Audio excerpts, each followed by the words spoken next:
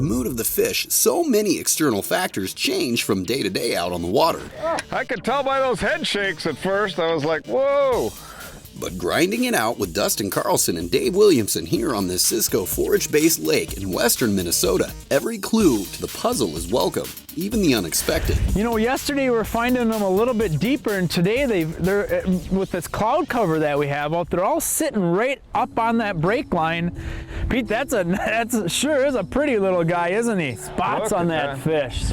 Those are incredible. In the fins is what's really cool, too. We're fishing a Cisco Tullibee-based lake that I got here in west central Minnesota. The Ciscos and Tullibees are a cold water species, and they really only push shallow later in the year in November.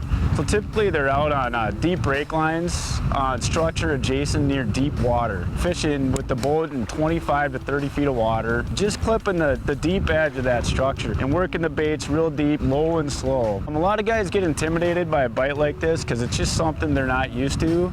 But if you come to a lake like this, I highly recommend, you give it a day, try it out. It's gonna put some big fish in the boat for you. Even having made all of the assumed right moves, it's been hours since Pete, Dustin, and Dave have had as much as a sniff from a muskie or even a pike, but staying in the zone with each cast as much as possible. Somebody raised a nice fish. Really pays off as Pete catches a fish out of the corner of his eye. There she is, there she is. As someone's retrieve raises the attention of at least one or more muskies' interest long enough. Fish. Got him, Pete. That's a good one. I got the net. That Pete is able to pick him off, and it feels like it finally might be another of the size of muskie they have been working so hard for. One there? I don't know. No, not yet. I think she's got some different ideas. I'm hanging on. She's going deep. Okay. Now, at least she's where we can see her. Get in there. There you go. All right. Oh, you got I went to net her, and all of a sudden she turned to swim out of the net. Yeah, she almost made it. I don't know if you just had one up. Dave just had one up, and I had one up. And after a long day, the thing was just like crazy. Yeah, that's a nicer fish than I thought. Oh yeah, really nice fish, Pete. Really nice fish. That was cool. That was cool. What a hit. They don't have a whole lot of teeth. They're kind of dull. Must have been eating shellfish or something in here.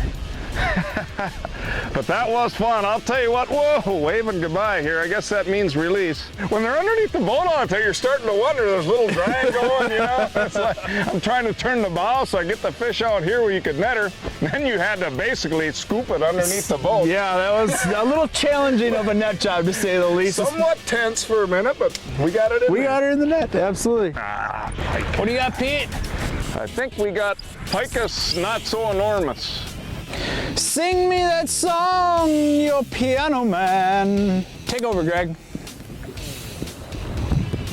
Greg. There's nothing coming. Gotcha! Super Dave!